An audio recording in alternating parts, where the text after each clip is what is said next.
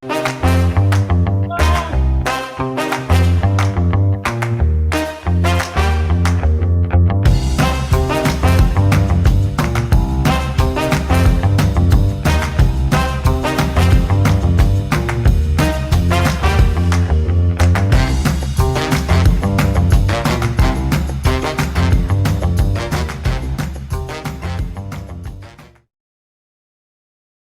morning, everyone. Welcome to the 35th Annual Small Farm Conference. My name is Beatriz, and I am with the Community Alliance with Family Farmers. I want to welcome all the participants who are trickling in. Thank you so much for being here with us today. And thank you to our panel for being here with us this early and making this space for us to learn something new and be inspired by them. We also want to thank all of our sponsors who make this whole conference possible and allow for these spaces to be created. Right before we get started, I want to mention that this is Tapping into Mobile Markets workshop. So if that's the one you were looking for, you're in the right place. Please stay here with us. I feel like we're all going to feel very inspired by these two amazing panelists. And before we get started, I just want to lay some ground rules about the chat. Please keep it friendly. Please keep it constructive. Introduce yourselves. Tell us where you're from, where you're at. How's the weather down there? Like in Sacramento, it's 50 miles per hour wind. So let us know how you're doing out there. And please use the Q&A function to put your questions in there. This really, really helps our panelists keep track of your questions and they don't get lost in the chat. This also helps them answer them directly to you so they get answered right away. And so, yeah, that would be all I have to say. And I'm gonna let this amazing panel take it and get this going. Awesome. Thank you so much. Let me pull up our presentation. Perfect. And then we have Beth here today to go over the first slide, and then Karima and I will jump into our presentation. Thank you.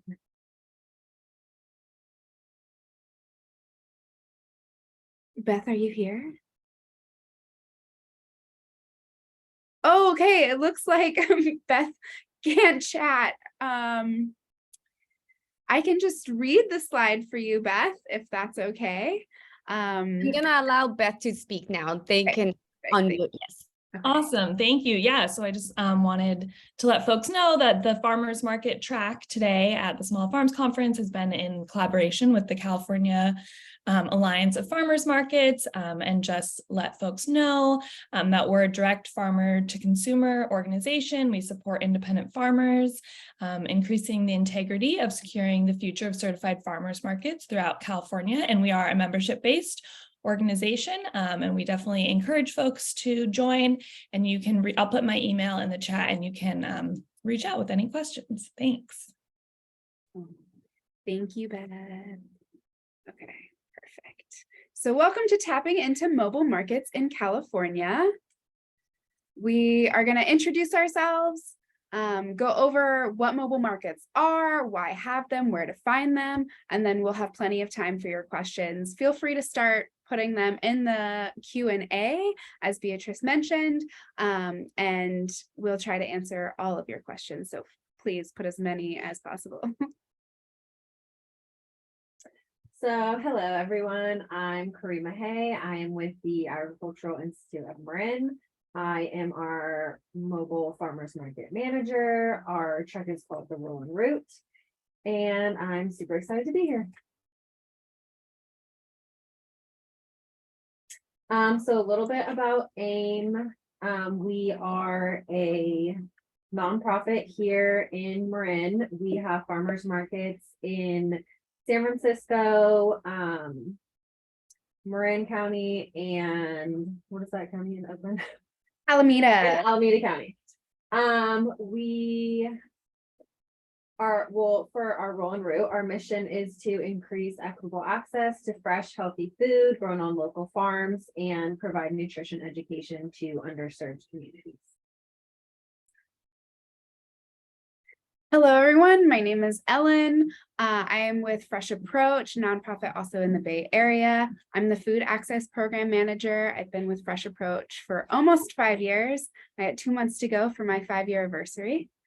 And no worries about scribbling our contact information quickly. It will also be on the last slide. So at Fresh Approach, we have 2 main prongs. We have our food access programming and our education programming. I work mostly with the food access programming. Our trucks, we have 2, Cece, who's photoed behind me, and Clara.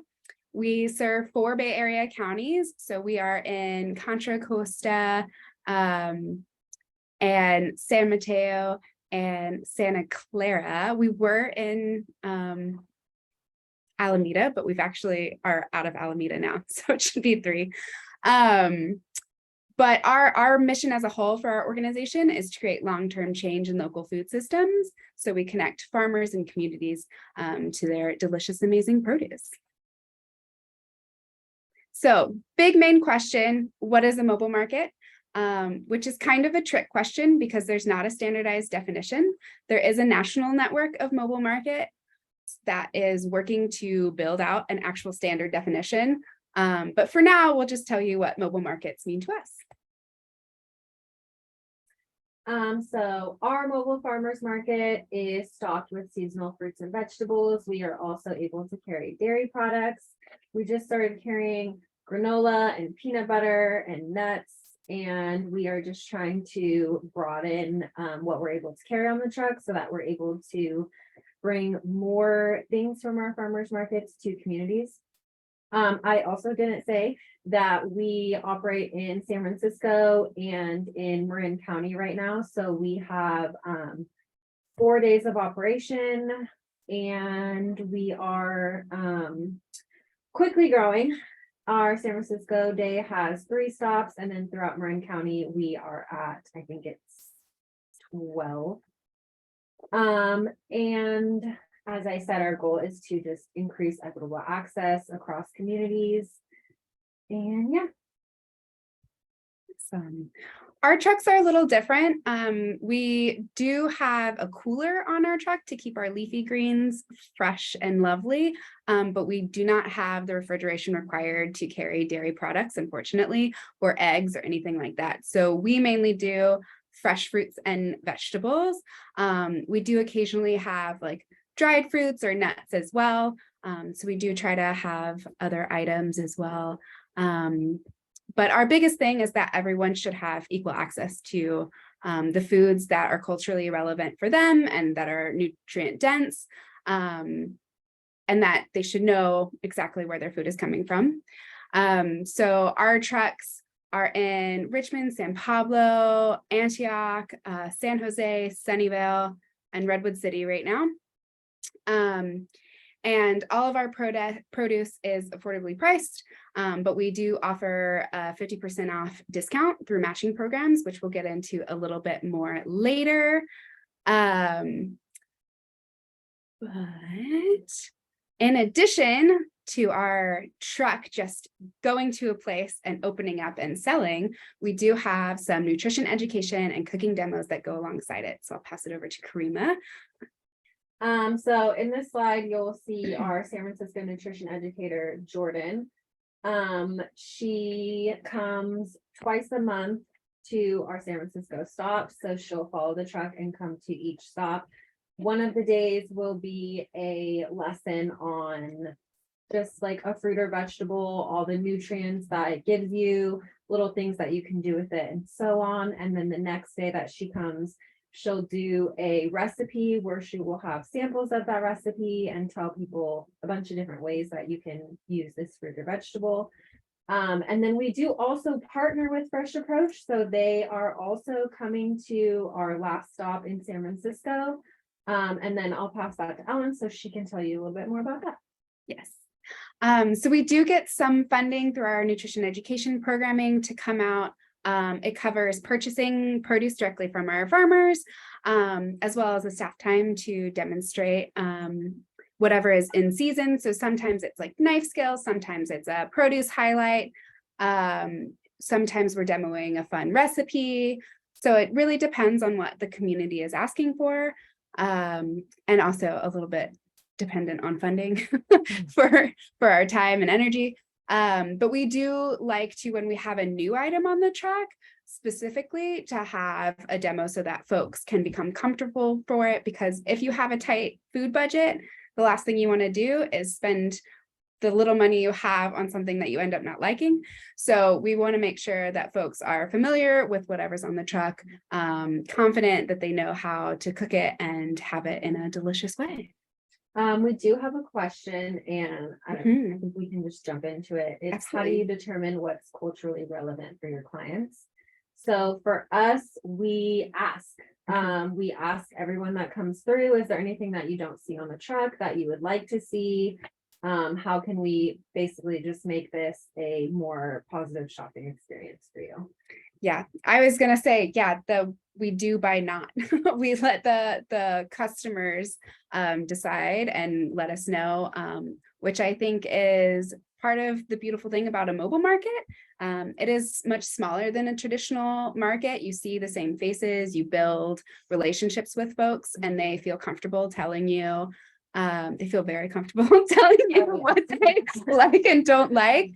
And then we also have community ambassadors at Fresh Approach, as well as a community advisory board. So we do really try to listen to our participants and our community members to help guide our programs. So that's how we've gotten so many dried bean varieties on our truck, because people were asking for them and we're like, absolutely. So yeah, if it's local and in season and folks are wanting it, we'll do our best to find a farmer who can provide it. That's an excellent question. Absolutely. And we do also have ambassadors in our communities as well. So we'll even see, and I'm sure Karima can say the same thing, at our different stops, there's different produce that is popular. So that's also important to sort of gauge. It's like for our Richmond stop, we have to have double the amount of cilantro and peppers and things like that, because we have a huge Latinx population there. But in, San Jose, we have more Vietnamese folks who are asking for like bok choy and things like that. So it just depends on where we are. Great. How do mobile markets work? It's a great question. Both AIM and Fresh Approach are both nonprofit organizations, which is kind of how we can have successful mobile markets. It does require quite a bit of initial capital to get a big truck or vehicles, to cover staff time and things like that. So it is a ongoing fundraising opportunity to keep our programs going and to cover costs. But mostly we are purchasing directly from farmers. There are a few mobile markets in California that are slightly different. So there's Center for Land-Based Learning out in Sacramento, hopefully not getting blown away by those crazy winds that Beatrice mentioned. They actually have urban farms through their organization. So they grow a lot of what they're selling, and then only purchase from farmers what they can't grow themselves. Fresh Approach and AIM do not. We don't grow the food that we sell in the trucks. So we're purchasing directly from farmers at market value, because we both believe, and as part of our missions for our organizations, to support local ag. So we're buying at market value. They are used to address barriers to food access. So most notably the location and mobility piece of mobile markets, we can come to folks. So we try to go to areas that don't have traditional farmers markets, that don't have a lot of options for fresh produce. And we're also addressing high prices. And I know, I just said we bought it at market value. So how does that make sense if we're buying directly from farmers at market value, but we're addressing high prices? Again, it will come. The matching program part will come. And then another great part of mobile markets is just that they are so customizable to fit the needs of communities served, especially in a pandemic. Yeah, we blew up in the pandemic because people were scared to go to grocery stores. So they were super excited to have us in their communities. And it was a place for them to be able to see their friends that they haven't seen in months to come out. We have our cones out, as you can see. I mean, I don't think this is Oh, 6 feet away. why I moved. So we had the 6 feet of distance so that people were able to come out and see their friends, and it became a huge social gathering, and people were excited to come shop rather than scared to leave their house. Yeah, we saw the same thing, especially in our Richmond stop. We went from having like 30 to 40 people to 70 people at a stop, because it was affordable at a time where a lot of folks were either getting laid off or losing their jobs and not able to go into work. Additionally, it was open air. And at a time where a lot of the traditional markets were confused whether or not they could be open. So because we're small, because we're compact, we were able to really pivot quickly. And we didn't miss a single day of market. We were able to get all of the PPE and everything we needed, masks and gloves and cones as well, to not miss a day of market. We do also focus a lot of our grant funding is focused on serving seniors. So those seniors really came out to shop because they were absolutely not about to get sick. There was a question, what each of your mobile markets cost to operate? Hopefully that was kind of answered. We do need a lot of grant funding in order to operate. I will say that if you're trying to go into the mobile market business, you will not make money. That's a known fact, but we're not for profit for sure. at all. And then I don't know if you want to say any more on that. I will say a huge portion of our covered costs comes from federal funding through Market Match, which you can see the logo down there, to cover a lot of our discount programming. So as I mentioned at Fresh Approach, we just do a blanket 50% off, which is similar to programs that you might see at traditional farmers market, where folks who have an EBT card can take money off their card and get either scrip or those wooden tokens and use those with farmers. And usually it's like a $10 or $15 match. At our truck, we're able to do a full 50% off regardless of the basket size, or total price. And then we realized that a lot of folks are in need, not just folks who apply and receive EBT. So at Fresh Approach, we also have what we call expanded match, which is other income-based markers. So if folks have WIC, if folks have disability, if folks have are reliant on food banks for a lot of their food, we'll do 50% off. And that's not through federal funding, that is through separate grant programming. So those are our two matching programs. And again, it's the 50% off. Or if folks have EBT, but they've already used all of their funds for the month and they're waiting for the next month to get refilled, they can still receive the 50% off through our expanded match. We cannot do that. We offer 50% off up to $20, and then anything after $20, you'll get a flat $10 off. We just don't have those funds to do that. But as you can see, we have all these other ways to stretch your food budget. So in the top left-hand corner, we gave out these coupons to farmers in West Marin. So I think they got like $100 booklet or two of those. So they were able to come and buy food for their families. Just underneath that, we have our senior farmers market nutrition bonus bucks. And that is, so seniors will get their state checks. And those are the senior farmers market nutrition bucks. And when they get those, a lot of the senior housing places that we go to, we're able to give out these nutrition bonus bucks through Interfaith Food Collaborative. They had a thing with the state so that they were able to hand those out. So they would get $50 booklets and have a certain amount of time to spend those, and they can spend those with us as well. You can go ahead. Veggie RX is from us. So we have these little $2 Monopoly money coupons that we give out both at the food demos, but also we have, like I said, a whole branch of nutrition education. So we have what we call Veggie RX classes that are nutrition and cooking classes that are about 6 to 8 classes per series. So when folks attend those classes, they get paid with Veggie RX to come and spend their time with us and learn. And then they can use those to buy fruits and vegetables at farmers markets. And we have partnerships with markets throughout the Bay. So it's not just a coupon that has to be used with us. They can be redeemed at AIM or, other Pacific Coast Farmers Market Association markets, anything like that. We have partnerships with over 50 markets throughout the Bay. So that's exciting.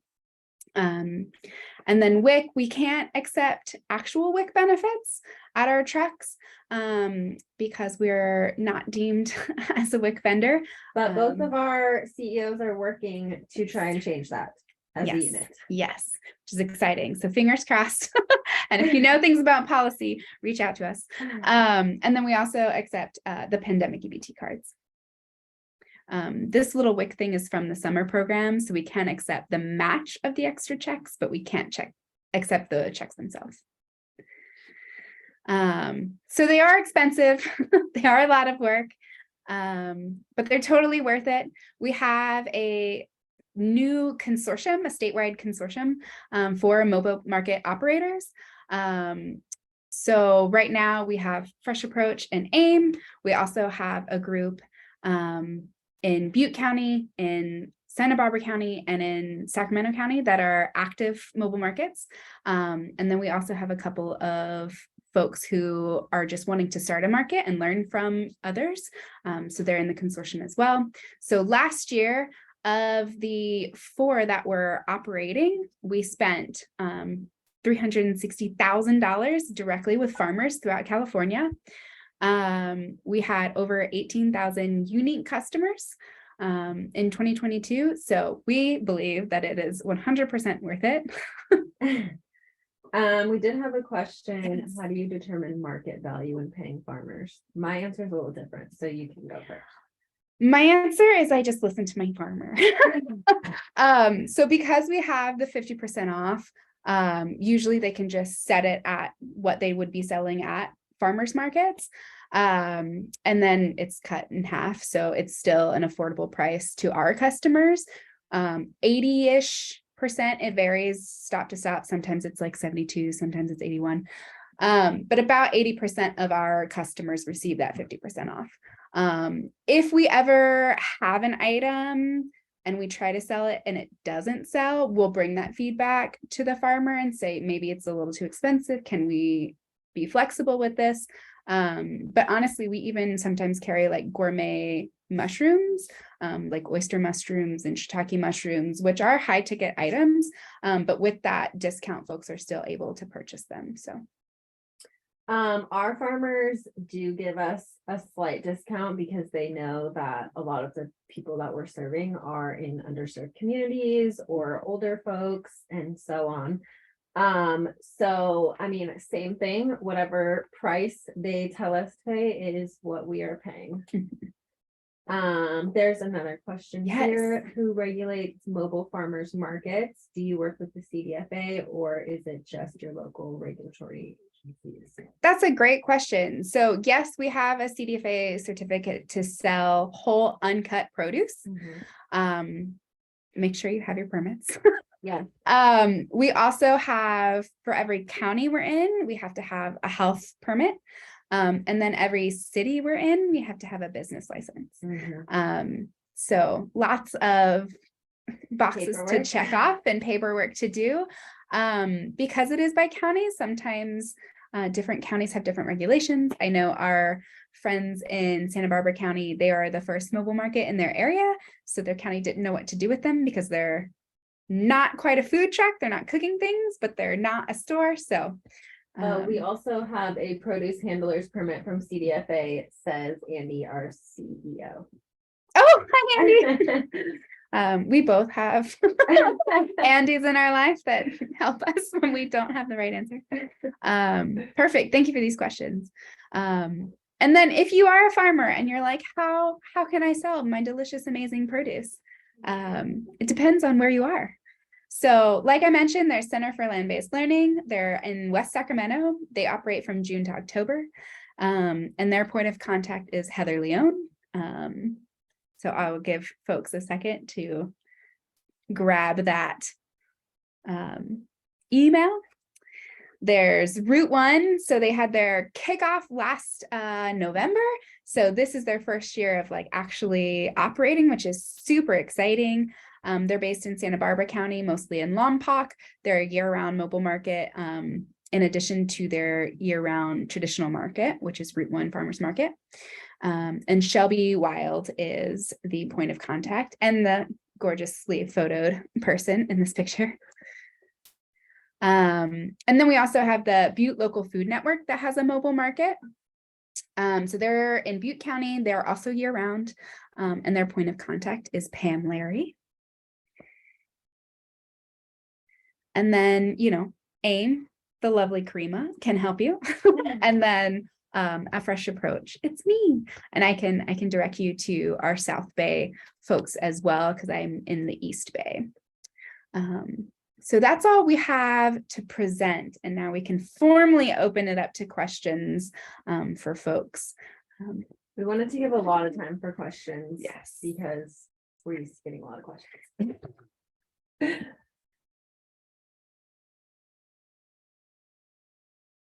I don't know if you want to open the chat too, to see if folks put it in the chat instead of the Q&A.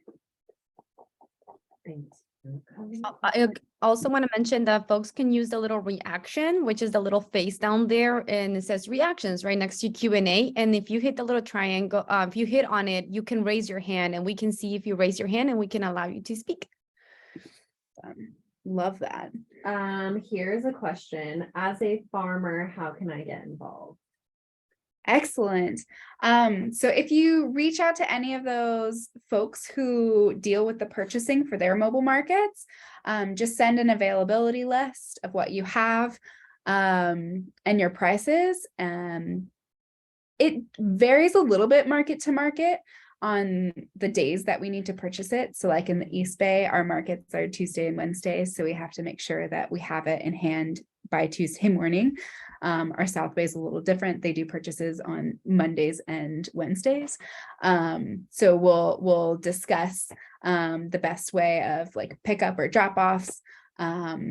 We also have pretty close relationships to our farmers. So if you're just like, hey, I'm about to start planting for next season, what do you need? That's also super wonderful because we've done that a couple of times before. We have some ticket items where sometimes the farmers that we have cap us in how much we can buy. Like okra. Okra's a big one. We can never have enough okra. Berries are huge. So yeah, feel free to just email us or cold call us and tell us you're a farmer. What area were you in? Okay. Okay.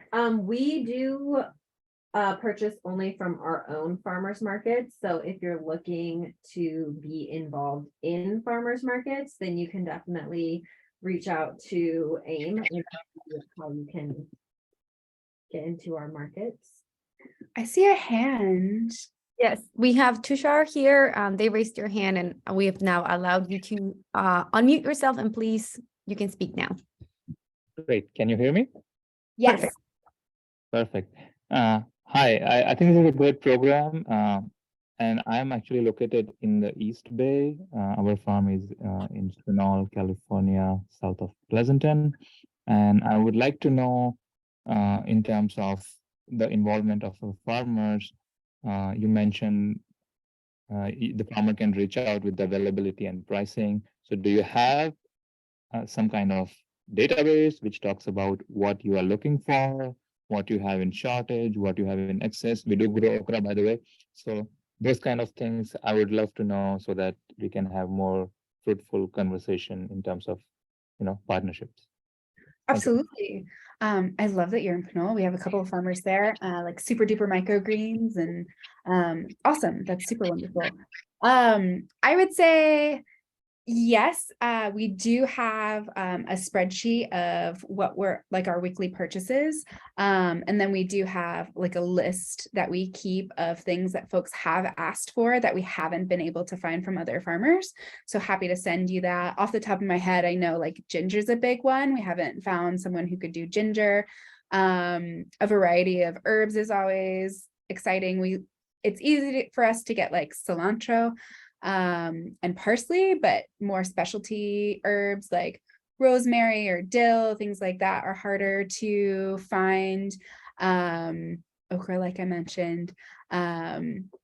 So yeah, I would love to chat with you further.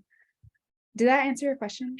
Awesome. Yes, I will send you an email. Thank you. Perfect. Thank you so much. Hopefully we can work together.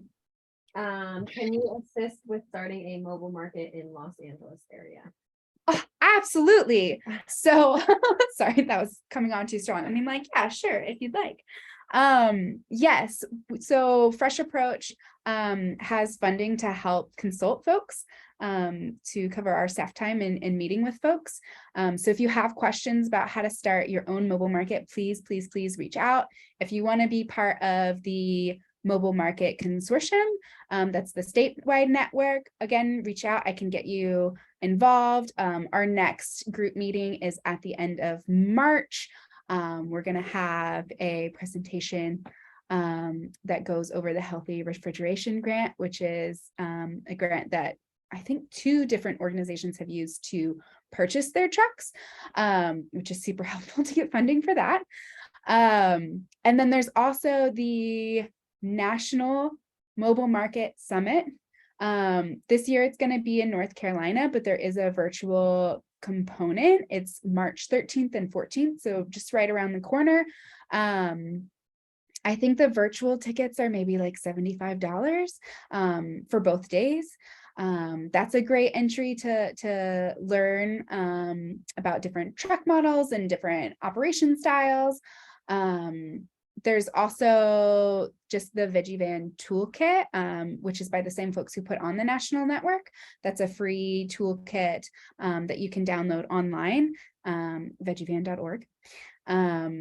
Or, you can just set up a phone call with either Karima or I, and we can talk it out. Okay. I'm participating in a new farmers market this summer. The market is new and they are looking to do SNAP tokens with $10 match like other farmers markets in the area.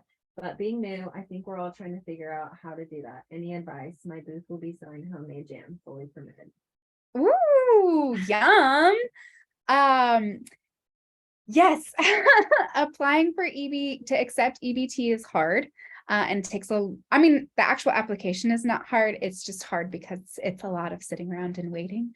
So that's the first, is just to get accepted to accept EBT and get your machine terminal and your FNS number and everything like that in order. The matching component is not something that Fresh Approach or AIM does. You would have to reach out to the Ecology Center.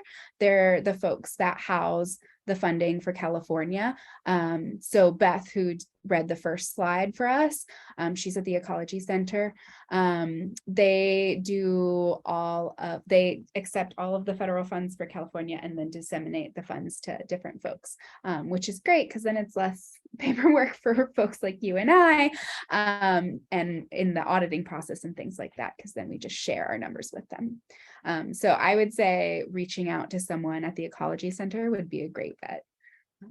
But that's super exciting. Also, yay jam. We have a 10-minute warning. So okay, thanks. I'm an avocado grower in San Diego because if the cartel's ruining our market, I've taken to selling direct out of my house and offer shipping and delivery. I'd like to expand and just wondering what I can do to become more profitable by selling direct. Oh, yes, the cartels. Drugs and avocados. What an interesting market drop to see exported or I guess imported avocados from Mexico just destroying the avocado market. I'm so sorry to hear that you are dealing with that. Karima, do you have advice for a SoCal person? I mean, my advice is to just try to get into farmers markets and start selling there. But I Yeah. don't know if you. For us, we wouldn't be able to purchase because we do try to stay within 150 miles of where we're selling to remain local. So we wouldn't be able to like ship avocados up to the bay to sell. Yeah, it's really hard. I would say a lot of our market time is spent educating. And I think educating folks on like, yes, you might be able to get this avocado for 75 cents that was imported or picked too early and then shipped and then chemicals to help it age so that you can open it and have avocado is not going to taste as good as my fresh local avocados. Because we definitely get questions like that all the time, like, why don't you sell bananas? Like, because no one in this area can grow bananas. So unfortunately, my best advice is not great advice. It would just be education and farmers market. Yeah. I'm sorry, that's such a lame answer. Sorry. In your opinion, would mobile markets be more profitable in bigger cities where the bigger demand, or would this system also work for farmers in smaller cities? Well, even in bigger cities, I won't say that we're necessarily profitable. I mean, we cover our costs. We're not in the red. Generally. I mean, there's sometimes things happen outside of our control because we live in California. So, you know, there's like fires and floods and crazy snowstorms. So sometimes we have to cancel a route and we lose out because we just donate whatever's not sold. So if we're not having a route date, everything is donation. But I would say, I mean, in the Bay Area, it is just all pretty big cities, which is why mobile markets work, because we can find centralized areas where folks are already gathering, like libraries, community centers, and things like that. So I think it's more that it's functionable in large cities. I wouldn't say it's profitable because that's also not our goal. We're not, you know, buying and then upcharging to gain money. Our mission is just to provide it affordably to folks. So it's not really our goal to find a way to make it profitable, to be totally honest. But I think that is a really good point in that mobile markets aren't always a great fit for more rural areas. I'm from Mississippi, and the town I grew up in, this would not work because you'd still have to drive a really long time to get to a mobile market because it's pretty spread out, unlike the Bay Area, which is built up. So maybe that answers. Yeah, I mean, I would say if you have the supporting community that is asking for this mobile market and then actually supporting the mobile market, because there is asking for it and then there is supporting it. So if you're able to get at least 20 people in these smaller cities at each stop, then I mean, it would work for those particular places. That's a good point. What do you do with the extra food at the end of the day? You answered that. We donate it as well. We have a couple different organizations that we donate it to. Same. Do your traditional farmers markets underwrite your mobile markets? That's our next question. I don't know what that means. Underwrite? I don't know either. I'm going to answer with what I think this question is asking, but please correct me if I'm wrong. So help pay for. Thank you. Learning new words. Not a business major in college, let me tell you that. So I know that with AIM, they have a lot of traditional markets, and their farmers that attend the traditional markets is who they're purchasing from. So I would say in that case, they're sort of helping in the sense that you already have those connections, whereas Fresh Approach, we do sort of have to make those connections outside of traditional markets because we only run one, and it's in East Palo Alto. They do help in the sense that Karima was saying that they get a little bit of a discount because they're, purchasing every week and in bulk and for a good cause. But no, I would say most of the funding that comes to cover like staff time and gas and permitting and anything that happens with the truck is either state or individual grants.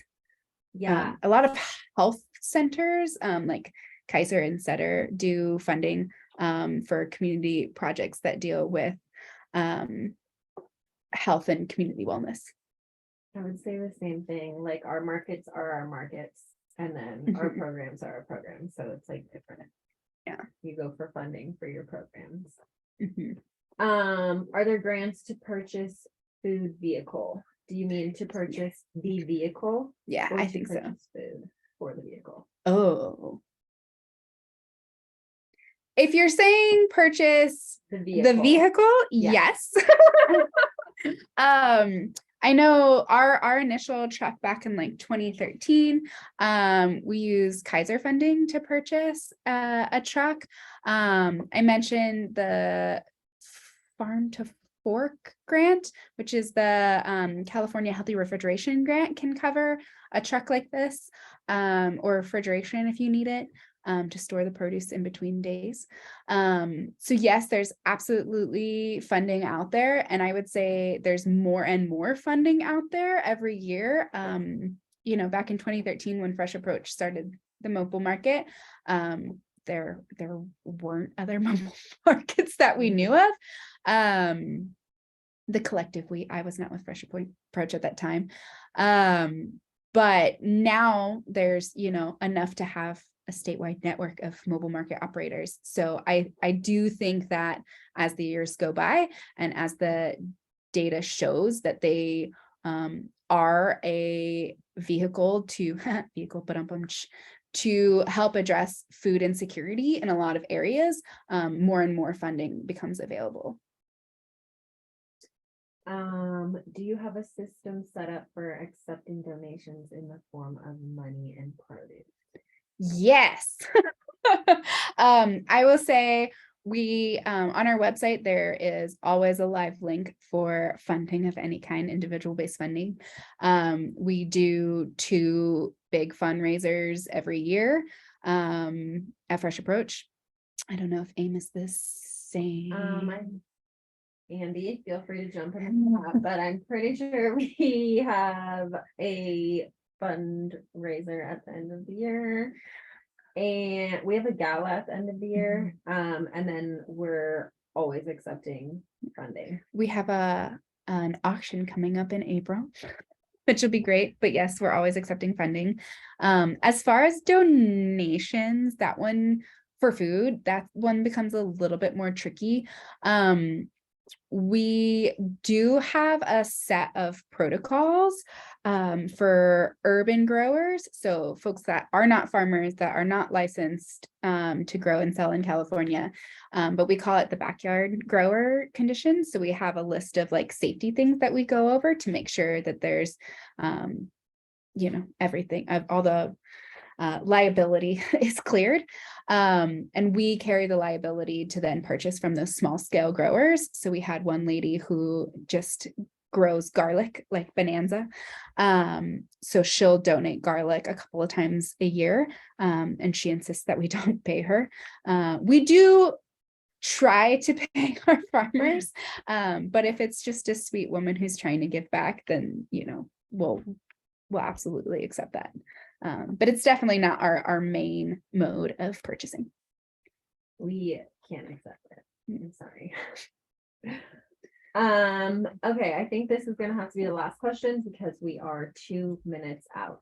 We're applying for a local grant to purchase produce at our farmers market and give it for free to low-income seniors. Would you guess that we need more licenses like the ones you talked about?